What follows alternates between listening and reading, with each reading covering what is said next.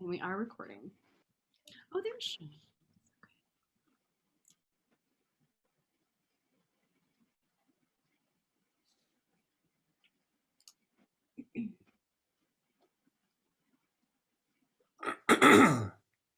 Hello, everyone that is attending this Lamont Admission webinar. Great to see all these attendees here. People are still filing in, so we are going to give it another minute or 90 seconds or so and let everyone get in here. We are recording, and in the meantime, I'd love to hear from our attendees. If you want to put in the chat, go ahead, put where you're from and what you do as a musician. If you're applying, let us know that too. I recognize some of these names. Hello, Sean. How are you? I'm good. It says that the host has prevented me from starting my video. You bet. Let me fix that for you. All right, thank you. She's waiting for you to shave. Right. How did she know? While we're waiting, Sean, your student Alex Hurwitz is great. Oh, good, good. Wow. I'm glad you met him. Yeah, he's a very musical guy. All right. Thank you for bringing him along. Of course. Hello, Nara. Nara's a mezzo-soprano. I know she's an applicant this year from Claremont, California. Ashley from South Carolina plays bass. Hey, yeah, you guys. I know Ashley. Oh, good. All right, good. Yeah. Great. And Zoe's a soprano from Golden, plays piano and also composes. Awesome. Zoe, I'm a soprano too. Way to go. And then Cole is applying for jazz piano. He's from Portland. Great. Great.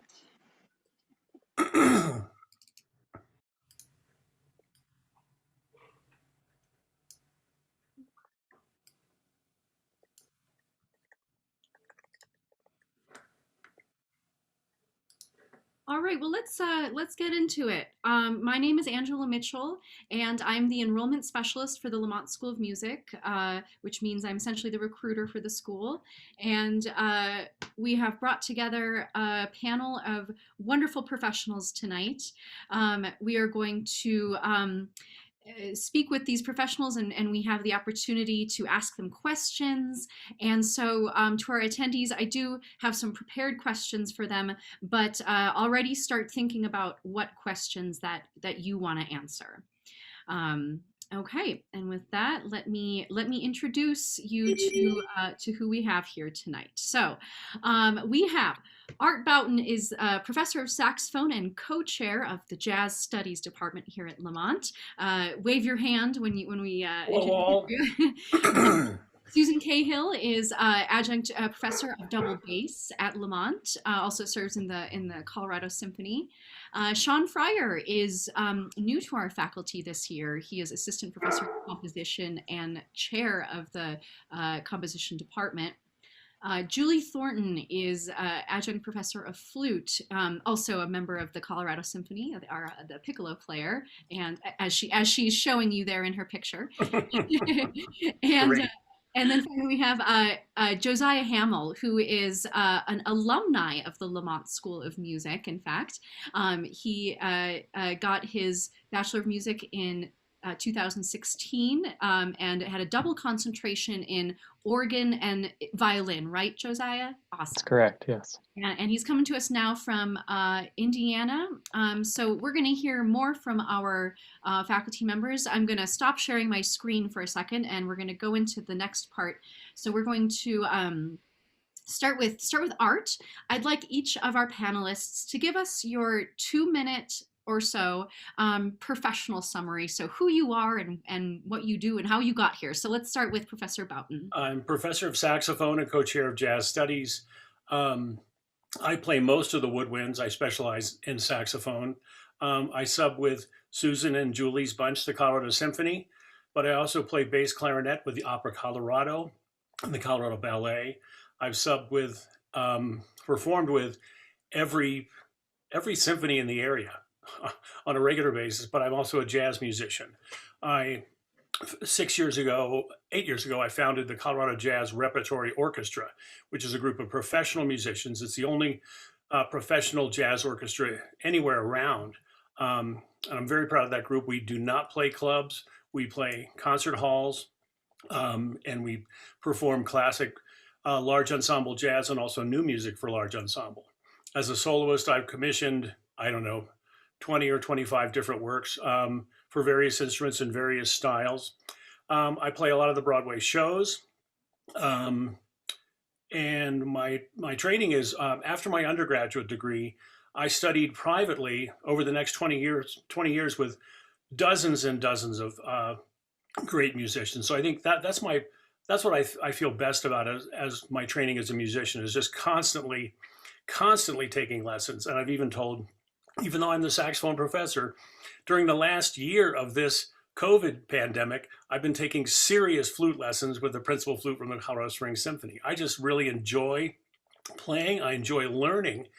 And I think it's especially fun to bring to a student's lesson the feeling that I get as a student, where it's completely different as a professor. You're thinking about the process and how you want to get the student from point A to point B. And now I'm feeling as a student, boy, I really have to perform for this professor. And to acknowledge that feeling is somewhere between humbling and humiliating. How's that? Wonderful. Thank you so much. Okay, in alphabetical order. Sue Cahill next. Well, hello, everyone. Yes, I'm Sue Cahill. I play the double bass. I perform in the Colorado Symphony. I teach at Lamont. I also teach at the Colorado College Summer Music Festival every summer, and I also perform at Festival Mosaic in San Luis Obispo, California every summer. I play with Grand Tetons and various other ensembles around the country. And one of my favorite things to do, as well as play the bass, is also, like Art was saying, is learn. I compose, and that's always the learning process. I just bought my first electric bass. I'm really proud of myself. I've got most of Tom Sawyer Rush song worked out, you know. That's great. It's been a lot of fun. I also play a little bit of flute, quite badly, and I get quite dizzy quite fast. But it's also a lot of fun. So I think that's about it. I'm a huge fan of chamber music and solo bass music, and I pretty much am blessed in this town with the Colorado Symphony and my career here to do a lot of different things, which I really love. Yes. So, And a wonderful composer of jazz. I've heard some of your pieces. Amazing. Yeah. All right. Let's do Sean Friar next. Hi, everybody. I am the chair of composition, and as Angela said, I'm pretty new to DU. So I'm a classical composer, but I got into music not through classical music. The first stuff I played was more jazz, blues, piano improvisation. Like Jerry Lee Lewis was my first musical idol. And like that definitely made its way into my musical DNA, even if, later on then I discovered classical music. And so I did my undergrad at UCLA. I studied composition and psychology. Then I got a master's and doctorate at Princeton, also in composition. I lived in Italy for a year after that, and then I moved back to Los Angeles, and for a while was mostly working on commissions and doing a little teaching, so writing mostly pieces for orchestra and chamber ensembles. But like some of the other faculty have already mentioned, I think the best part about being a composer is this kind of opportunity to continue exploring and learning with each piece. So I also like kind of pushing myself out of my comfort zone, at least with every other piece I write. So, for every chamber piece, maybe I also write a piece for laptop orchestra or microtonal pianos or a junk car percussion concerto. And then kind of gradually I started kind of teaching more. So until until this summer, I was teaching at USC in Los Angeles, and then I moved out here, and I'm very happy to be here. I guess I also teach at a few summer festivals geared mostly toward younger composers. One in Los Angeles called the Sunset Chamber Fest, and another one in Idlewild in California, although I think that's on hiatus this year. All right. Thank you so much. Julie Thornton, on to you. All right. Hi there. So I'm Julie Thornton. I play the flute and the piccolo. I grew up in the Seattle area, so shout out to the person from Portland. I love the Pacific Northwest. Anyway, so yeah, I did my high school there. I went to Northwestern University for my undergraduate. I went to Eastman for my master's, and then I did doctoral work at Rice University. And then I got my job here in the Colorado Symphony while I was finishing my doctorate. I did all my coursework, but I never did the dissertation. So I don't officially have the DMA, which is fine. I was very happy to have my job and to change my focus from school into other things. So while I've been here, I've been fortunate to play with a bunch of different orchestras. The biggest thing that was the most exciting, I guess, was playing a year and a little bit more with the New York Philharmonic. And that was really exciting. And it also made me realize how outstanding music is no matter where you are and what state you're in, what orchestra you're in, that they're all really outstanding. And so I was actually really, I loved my time there, but I also love my time here. And I adore being a part of the Colorado Symphony. So I've been teaching at Lamont for, I want to say this is my 7th year teaching at Lamont. And I adore my flute studio. We have a small studio. Everybody's working really hard and doing a really good job. So anyway, that's my story. Thank you very much, Professor Thornton. And we'll end with our alumni, Josiah Hamill. Tell us about yourself. Hello, I'm Josiah Hamill. I'm the only one on this panel who is not current faculty of Lamont. And so I was class of 2016. As previously mentioned, I got a double concentration or dual concentration, Bachelor of Music in organ performance and violin performance while I was there. I actually became interested in music. I played it throughout my childhood, but I was interested in pursuing it professionally through the Lamont Pre-College Academy. So I want to do a shameless plug for the Pre-College Academy.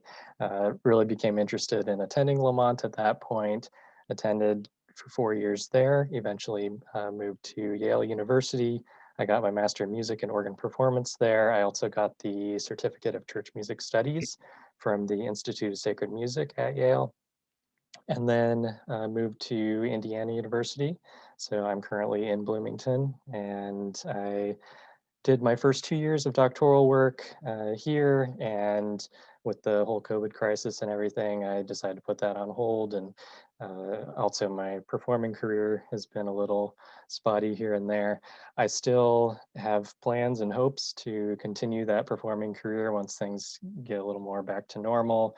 Right now I'm looking at other little ways to make money. I'm currently a business development lead at a tech startup based in Chicago. Still playing organ. I'm still a church organist and sort of just doing a lot of different things. Also looking into sort of the cloud computing, cloud architecting side for Amazon Web Services and such. So in terms of music, I'm still performing organ, still performing violin where I can, still playing piano whenever people need it. And overall, just being very flexible in this environment and as always, learning new things. So thanks for having me. Thank you, Josiah. One of the main focus of this webinar is talking about the time right after college and like transitioning into professional life. And I just want to highlight something you said, Josiah, because it really struck a chord for me. I think you are, kind of the model of the professional musician in 2021, not just doing music, right? It takes a bunch more skills. And it also reminded me, I have a couple of friends who they have Bachelor of Music degrees and that's all they have, but they work at Amazon now. So they were able to get, and they make so much more money than than probably any of us do. But that's, you know, a Bachelor of Music degree can be used a lot of different ways. So, Indeed. Yes, I uh, agree. yeah. So, all right. So, for the rest of our time, I have a few prepared questions, and then we're going to open this up to our attendees for questions. So, like I said, kind of thinking about that transition from into a professional career as a musician. So, my first question is, when did you know you wanted to be a professional musician? Does anyone want to kick us off and answer that? Go, Julie. Go, Julie. All right, I'll go. It's really interesting. When I was in high school, actually, my flute teacher, I wanted to go into acting, which no one would believe now because I've been spending a lot of time practicing, you know, over decades and not doing the acting thing. But that's what I wanted to do. And my flute teacher in high school was like, no, Julie, you need to start out in music or you'll never do it. And so I did. And I ended up falling in love with it. And so I think I knew I wanted to be a professional musician probably by my junior year of college. I didn't love my first teacher in college. So by my junior year, I had the one I wanted, and I was happy and set, and I had my eye on the prize. So yeah, was that the question? Is there more to it, or is that fine? No, I think that's great. Okay. Yeah, I'll go next if that's okay. please. I was a little nerd in high school, and I was taking college level electronics courses all through high school, and was slated. My parents thought I was going to go to MIT, but I was playing in the jazz band, and I got really hooked on music. I say junior or senior year. Actually, my sophomore year, I didn't know it, but my high school jazz band was one of the best in the country. We were invited to compete at the Montreux Jazz Festival in Switzerland. We went there and I saw every great jazz musician over a 3 or 4 day period. And I just became absolutely hooked. But I had to put myself through school. So I had to be very pragmatic about what I was doing professionally. So I had other jobs, but then as I started playing more and more, those other jobs went away and I became I didn't even notice it, but I became a full-time musician even before I had finished my undergraduate degree.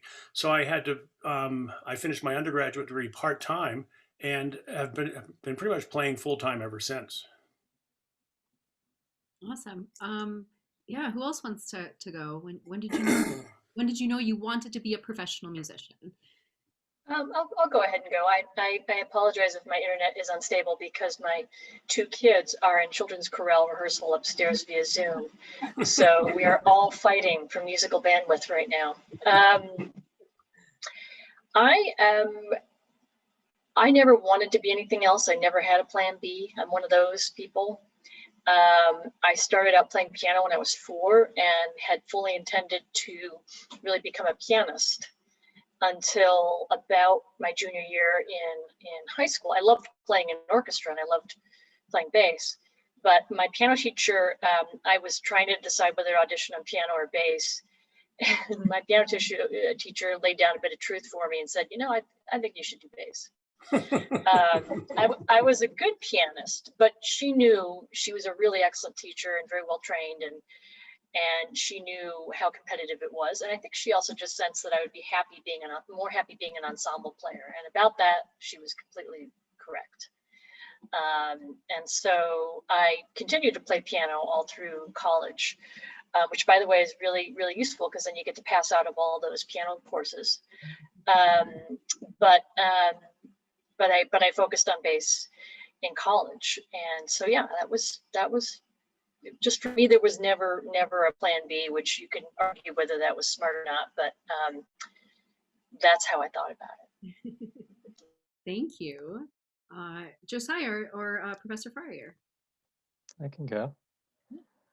So I've been involved in music since a very young age. Was very interested in it as a small child, and eventually was able to start taking piano lessons when I was 7 years old, started violin when I was 8, and organ was the latecomer. I started that when I was about 17 years old or so, pretty much right before I came to Lamont. But I always knew that I loved music. I always had a passion for it. It was a huge part of my childhood. I didn't intend to go into it as a career for the most part.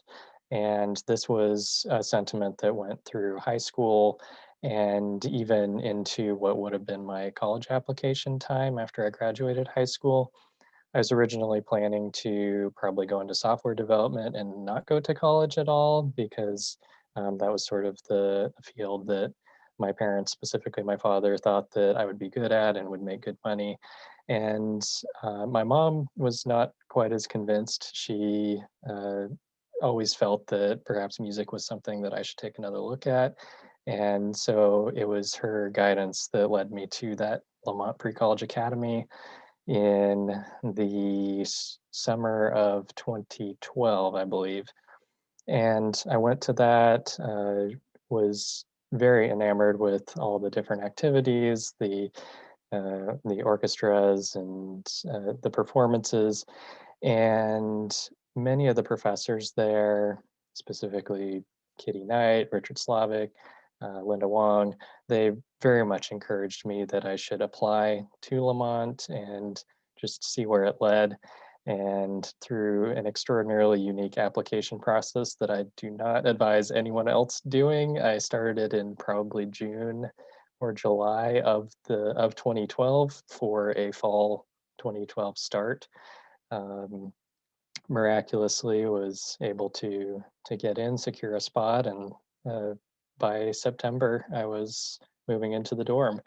And at that point I never looked back. So starting freshman year at Lamont and pursuing those degrees, I never looked back since. So Thank you. I can go. Yeah. My answer is probably similar to Professor Cahill's in that I would have to lie and make up a story about a pivotal moment where I knew I was going to be a musician. Yeah, I did it from an early age. And I think I kind of had the attitude that I'd heard that music was a tough field. So I had the attitude that I'll just keep going until the universe tells me that this is not going to work for you. And so I guess that's probably why I did a double major in college, just in the other in psychology, just in case um, music didn't seem like it was going in the right direction. But fortunately, I always had just enough going on to keep me pushing forward to the next step. Um, and so, yeah, a very uneventful. I think I was fortunate that I had parents who probably had concerns about me going into music, but kept them to themselves and continued to be supportive. So I didn't have them putting any extra stress on me about that, which was very fortunate. All right. All right. So next question is, how have you stayed in touch with the schools where you got your degrees, if at all? So that could be, any involvement as an alumni or donating or even staying in touch with people. I'm just curious to hear how if you all still find that was helpful to you, having those connections from school.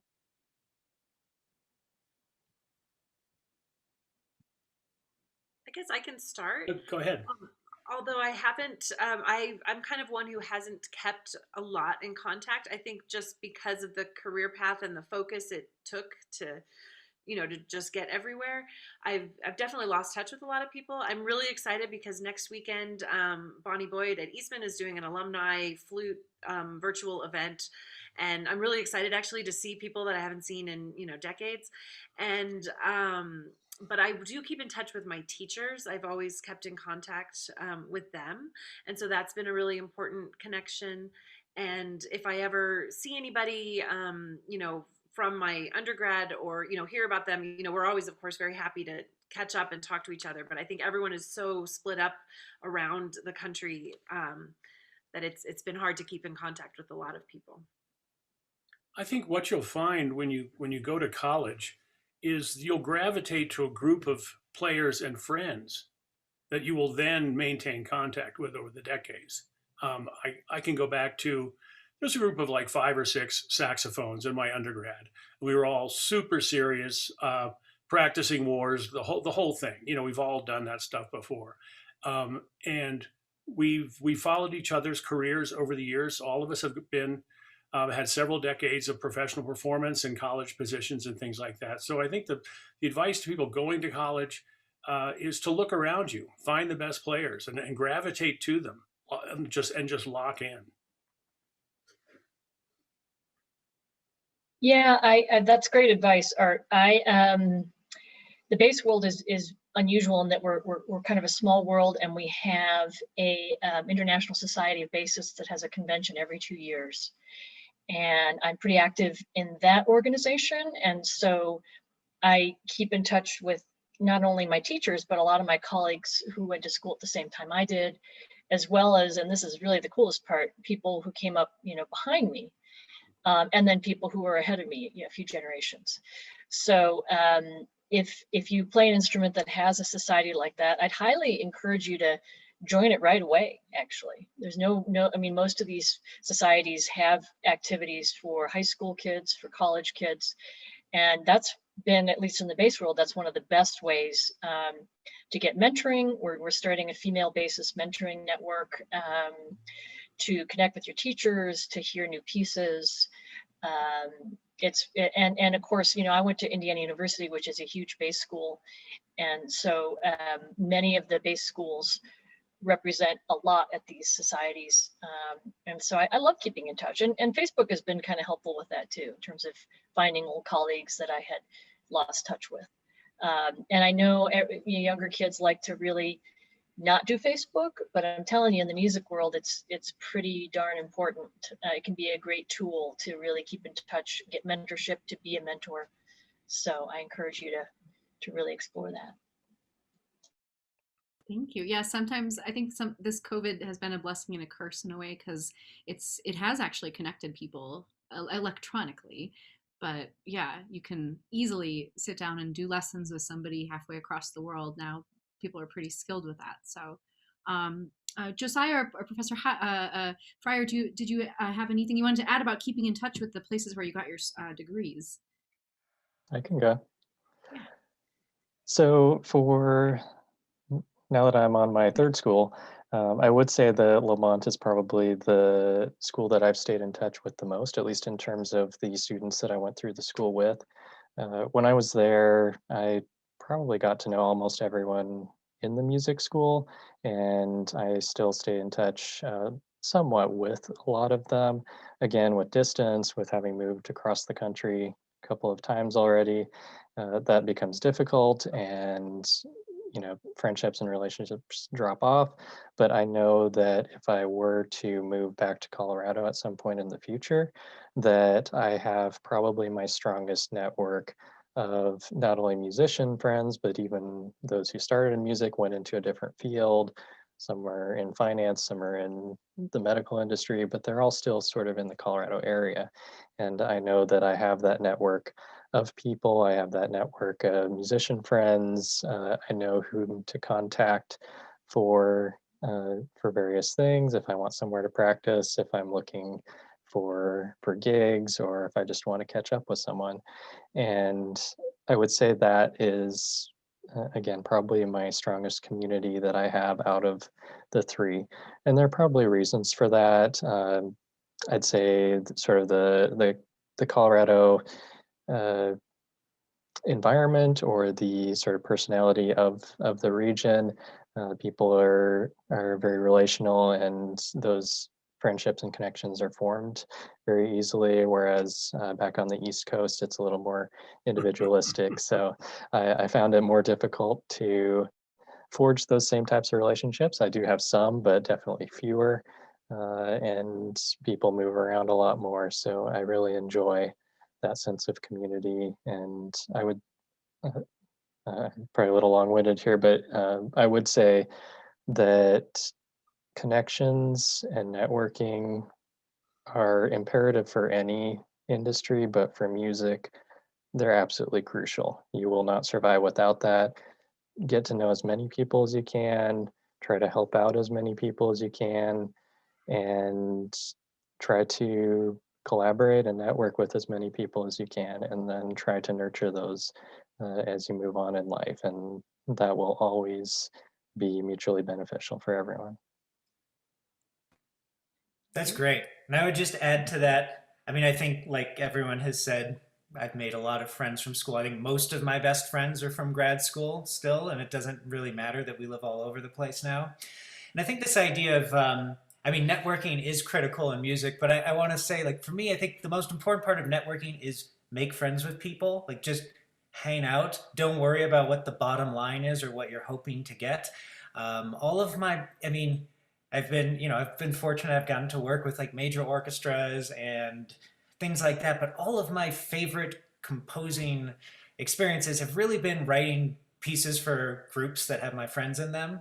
There's just a kind of certain kind of camaraderie, and I think also a certain kind of creative exploration that happens when you're working with people that you know really well, and you know that you both understand each other's approach that just can't really be replaced by anything else. So yeah, wherever you go, every university, every summer festival, as Professor Bouton said, just try to collect the people that seem the best or seem like they're most on your wavelength, and just keep in touch. And you really never know who you'll end up being near later in life. Musicians especially, move around so much, especially early in their careers. Yeah, it just really pays to keep up with everybody. And also you end up learning a lot from them. Everybody does such interesting things and they have expertise that you don't. So I'm so glad you all have mentioned networking. It's so important. I will second that. I'm going to drop into the chat a previous Lamont Admission webinar specifically about networking in music. So there you go. It's on YouTube. We've got different faculty members in a panel, and we talk about our tips. They talk about their tips for networking and why it's important. So. And another thing that Professor Friar said, yeah, people move around a lot early in their career, and yes, that is true, and that kind of lines up with my next question. So, what were you doing in the year after you got your terminal degree? And I'm gonna add another part to this question. And what did you learn about yourself during that time? So, did you have any like crazy living situations? Did you have any really amazing opportunities? What were you doing in that year? I start. Oh, go Oh, ahead. sorry. I'll start again.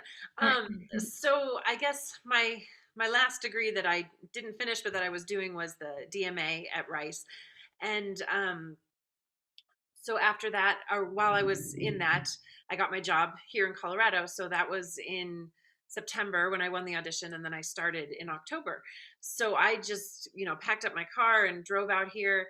And I started the job, without an apartment. And it was, I had a family friend here. And so I was living with them for a little while I was looking for an apartment. The weekend I got my apartment, I didn't have any of my stuff yet, but I was in my apartment and there was a big snowstorm.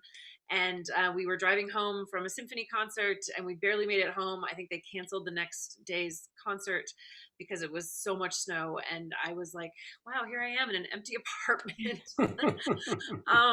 So that's my biggest memory, I think, from, starting a brand new job and yeah, and right after finishing being in school for life pretty much, and then this was a new experience. So Did you learn anything about yourself in that time, like how much metal you have? well, yeah, I mean, I always knew I was resilient, and I don't know, I think it was just I was so excited and so ready to have this job, and it was just what I had always wanted, so I was just ready and diving in. So Awesome. Anyone else want to share? Sure, I'll go ahead. I had a different type of a story. I graduated and I moved back to Chicago, which is where I'm from, and Evanston, actually. And I graduated right into a recession. And so there was month after month of no jobs in the union paper. But I needed to work. So I started sending out resumes to all the freelance contractors in the Chicagoland area, picked up a couple contracts in some of the orchestras around town, did a lot of driving, and also had to work a couple Joe jobs. I was really careful about my Joe jobs, though. I picked things that dealt with music like I tried to. I worked at WFMT radio station, which I loved actually. I worked at a record store back when they had those. And the combination of all that, working those jobs and, dragging my bass to the studios at WFMT and practicing at 2 a.m. when I was on a break from my job, driving the freeways to get to these orchestras in Evansville, Indiana, or, it made it very clear to me that I did not want to be a freelancer. That just wasn't going to be the life for me. And some people really like that life. And yeah, I know, but I get it. Being a freelance classical player though in the Chicago area was a very political, very, very political scene. And I just found out real quickly that it wasn't for me. So when the Louisiana Philharmonic had a job opening for principal, I drove down there and took that audition and won. And that started my my life in full-time orchestra performance, which was a much better fit for me. And it's odd now because I actually do a ton of freelancing now, but I have this this kind of first place where I landed in that, which really helped me for my career. I can go. Yeah, the doctorate in music is a funny thing because I think part of the thing that's supposed to happen, at least toward the end of a doctorate, is that you're kind of starting to become a professional in the world.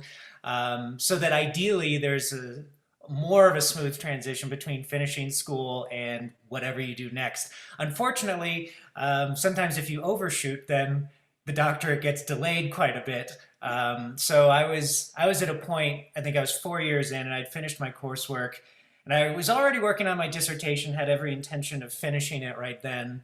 But then I started to get a little bit busier with getting commissions, and then I got a fellowship called the Rome Prize that takes me to Italy for a year, and you basically hang out with other artists and humanities scholars and make art. And I talked to my professors. I'm like, I can try to crank out the dissertation if that's, if you guys think that's a good idea. And they all universally told me no, please don't do that. Strike while the iron's hot. If stuff's happening, you should do that.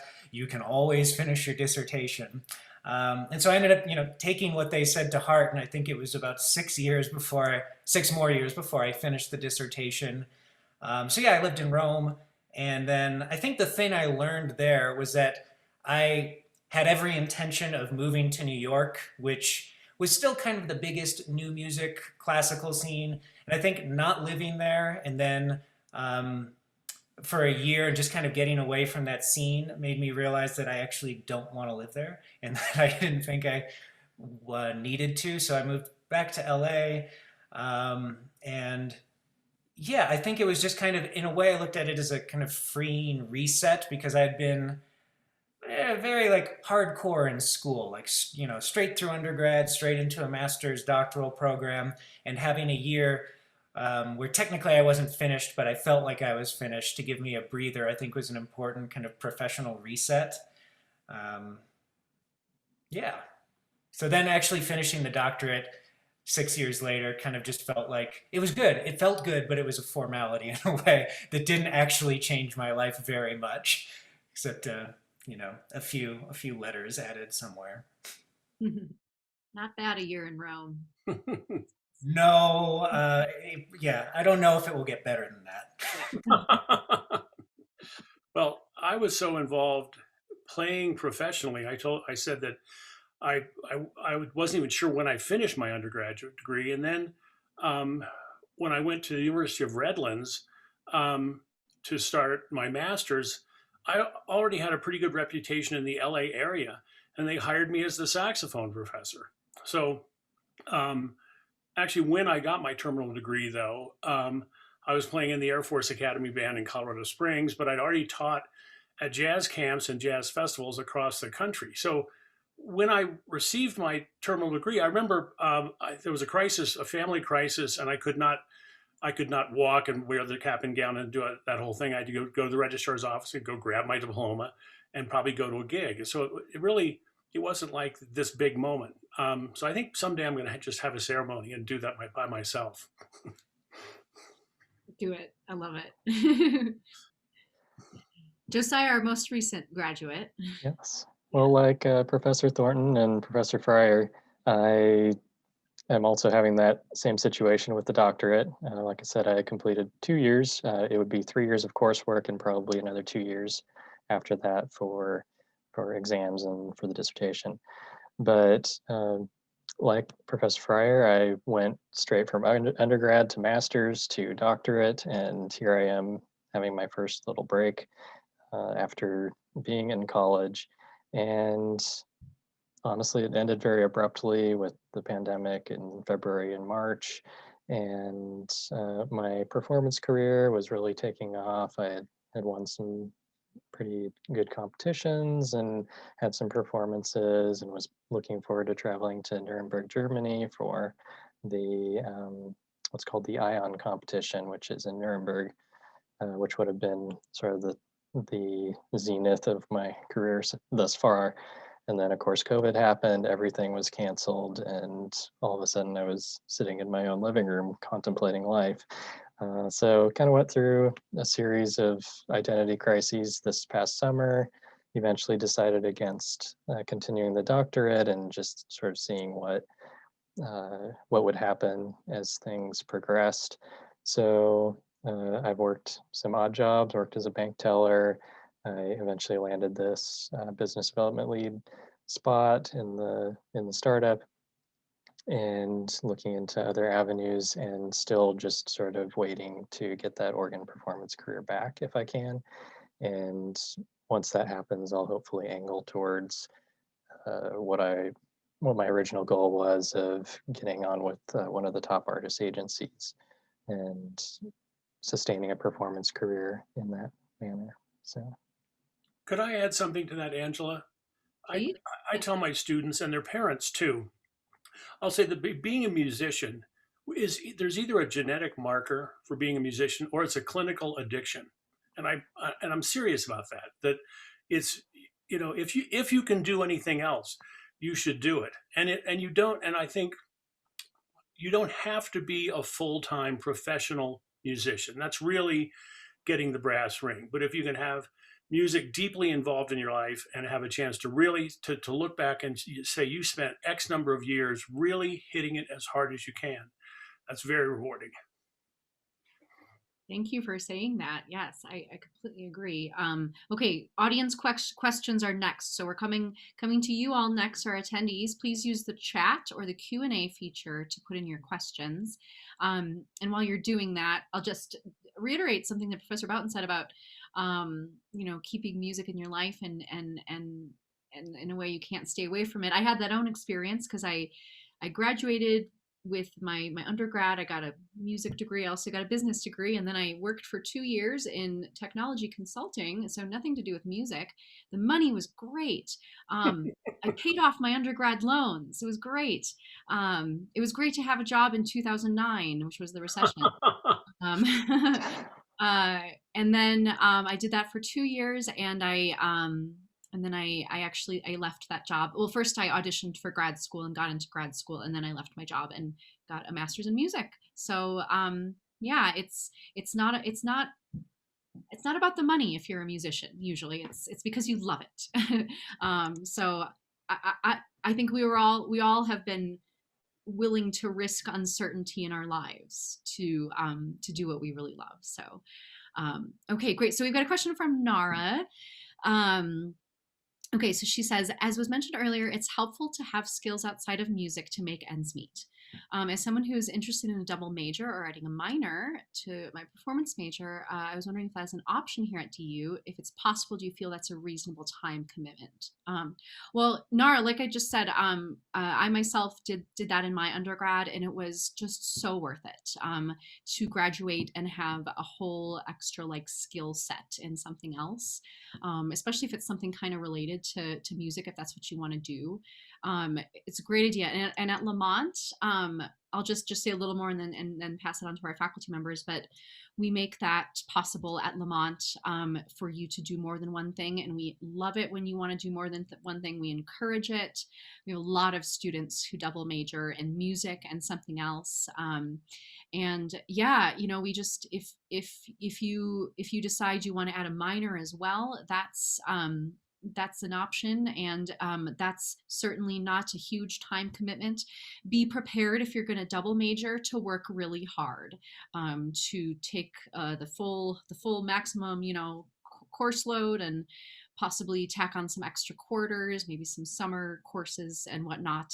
It does take a certain profile of person to succeed in a double major, because you have to be really organized and pay attention to details, and just be able to work real hard, and sacrifice those parties and late nights when necessary. So I hope that helps. Do our faculty or Josiah? I mean, Josiah, yeah, you double majored yourself. So anybody Yes. wanna add to that?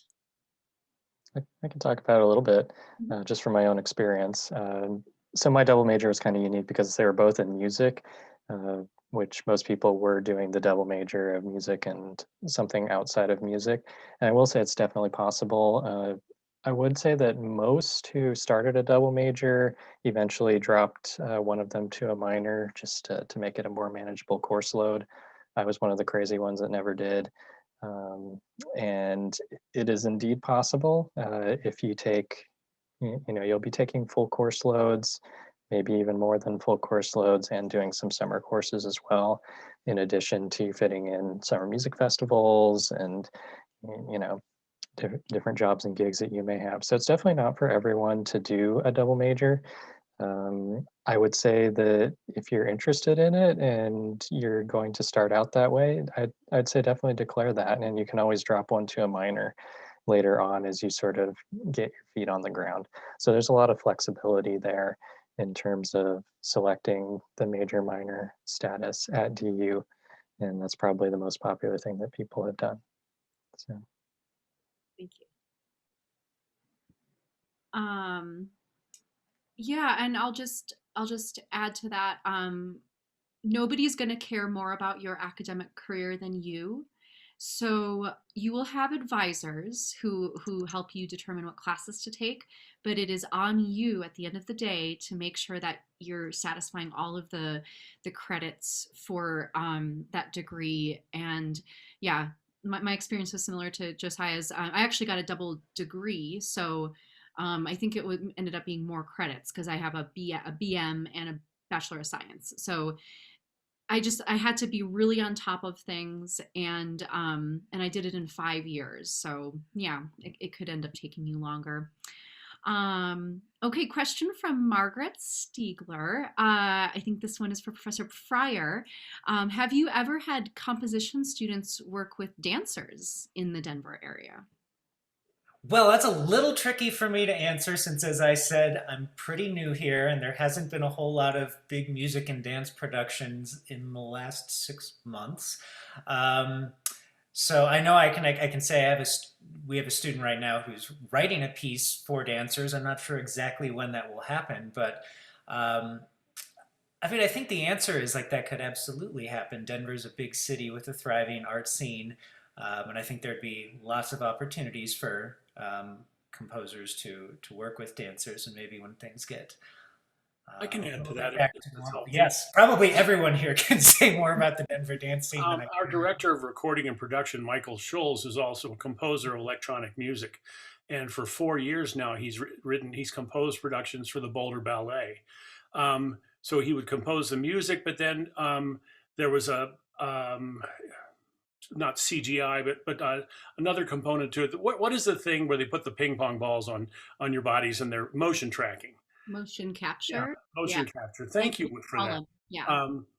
Those have been very well received. In fact, Michael Schulz texted me just the other day. This is his first year of not being panicked to get ready for a performance with the Boulder Ballet. Nice. I should add something unusual in that the Colorado Symphony works with a dance company called Wonderbound, and the symphony is actually doing a composition contest that's open till May 31st for people to submit an 8 to 10 minute piece. And then the winning composer will be, they'll work the piece together with underband, create a longer work out of that work. So that's a new first thing for us. And it's kind of an example of us as a symphony taking the time that we never had before to think about these collaborations and start these sort of initiatives with a company that we love, that we've worked with for years. So I'd say there's quite a bit going on here with dance and composing. Yeah, I'm gonna put that link in the chat. If anyone's interested in applying to that composition, I mean competition, composition competition. There you can check it out in the chat there.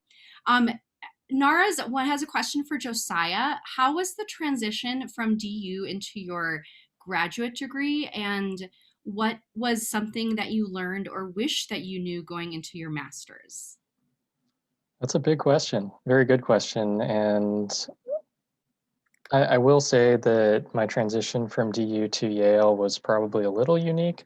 The Ivy League schools have a very different philosophy about not only teaching, but sort of the approach to students, the faculty-student relationship. So there are a lot of different dynamics that I could bring out about the differences. I will say that if you're getting your undergrad degree at Lamont, you're going to have very good relationships with your professors. They're going to have a lot of time for you. They're always available to answer questions. You may not get that at a different university. So if you go to a graduate degree at, for instance, Yale, or for, I'm not sure about other ones like Rice or Eastman or some of the other considered top tier music schools, the professors may be a little more distant. They're going to expect you to control a lot more of your plan. They're going to expect you to know exactly what repertoire you're bringing into your lesson. They're not going to necessarily want to help with that. And every professor is different, but I will say that you may not get as much guidance in a graduate degree at a different school. And that's something that I really wish that I knew going into that, and just be prepared to take control of a lot more things that that you've been helped with or guided through at Lamont, and don't be surprised if you don't have the same resources when you go somewhere else. So. And then in the couple minutes we have left, Zoe is asking, does the college offer job opportunities at the end of 4 years getting out of your undergraduate degree? Generally, no, it's not as straightforward as that. And I'd love for our faculty and alumni here to also talk about maybe any connections that the college made for you directly getting a job.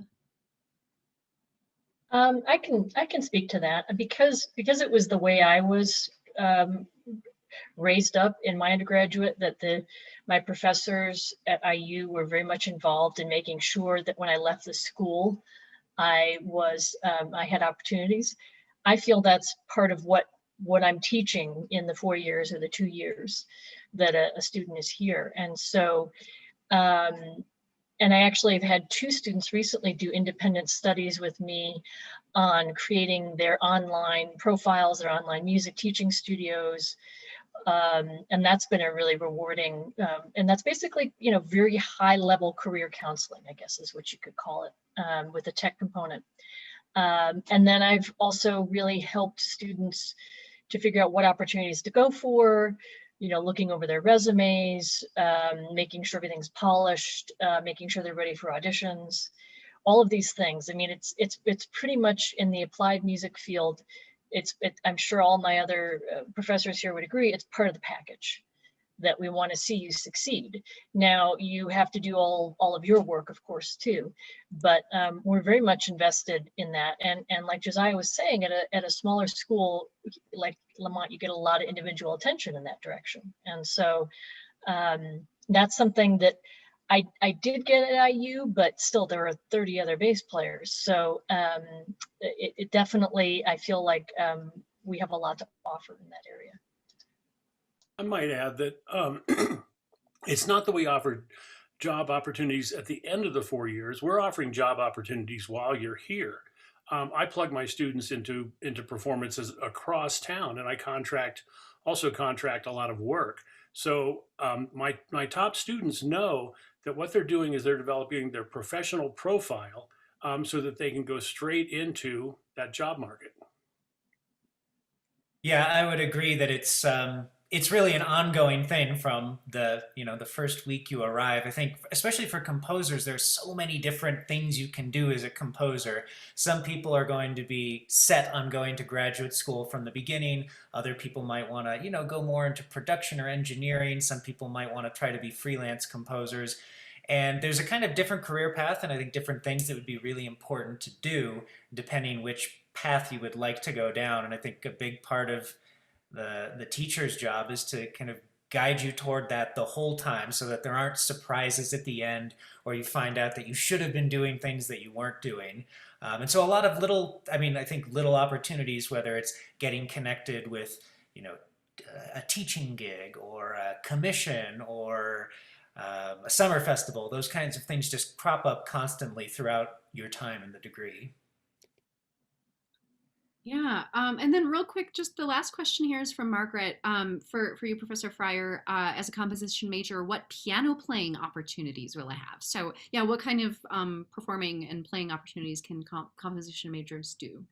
Well, the great thing is that composition majors can do pretty much anything, and that our ensemble requirements are incredibly flexible. So if you want to, be in the steel drum ensemble, you can do that. If you want to audition for the orchestra, you could do that. Or playing the experimental jazz ensemble or the North Indian classical music ensemble. Some of those you probably can't play piano in, maybe not steel drum ensemble, but we do have quite a few ensembles, like chamber ensembles. We have a modern music, a contemporary music ensemble where composers write pieces and perform with new music inclined students. We also have a quarterly Lamont Composers Concert Series where you can really put on whatever you want. So that would be an opportunity if you wanted to play piano on that, or if you wanted to get your performance colleagues to play piano on that. So I think those are just the things that are on the books. And then, of course, one of the big things, for all of you about being in a music school is all the connections you make with your peers, all the things that you do, all the jam sessions you have that are not officially part of a course or something you have to do, but just stuff that naturally happens when you're surrounded by like-minded colleagues. All right, thank you so much. And with that, it's 6:01, so we will wrap up this Lamont Admission webinar. Thank you so much to Susan Cahill, Julie Thornton, Art Bouton, Josiah Hamill, and Sean Friar. And thank you so much to our attendees and for all of your great questions too. So we'll end it there. Thank you, everyone. Have a great night. Bye-bye. Bye. Bye. Bye.